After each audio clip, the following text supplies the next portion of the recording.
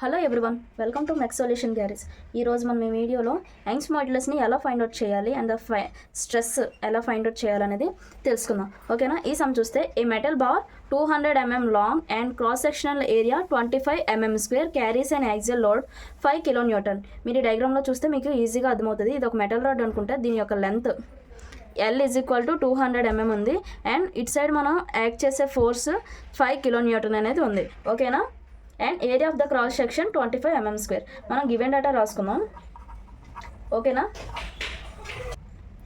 Okay, length of the bar L is equal 200 mm, area of cross section A is equal to 25 mm square and load P is equal to 5 kN. అంటే మనం ఎప్పుడు ఇందులో కిలోన్యూటన్స్లో రాసుకోకూడదు, న్యూటన్స్లోనే రాసుకోవాలి.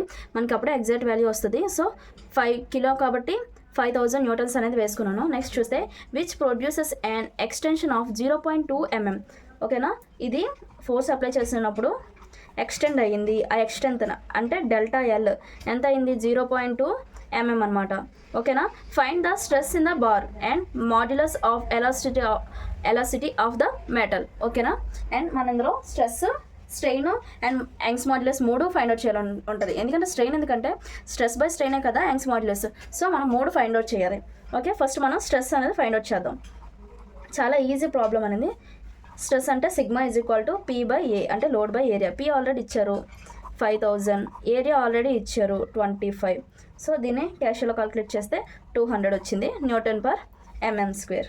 And strain అంటే small ఈ is equal to change in length by original length. Change in length ఎంత ఇచ్చారు? 0.2 అన్నారు. ఒరిజినల్ లెంత్ అంతా 200.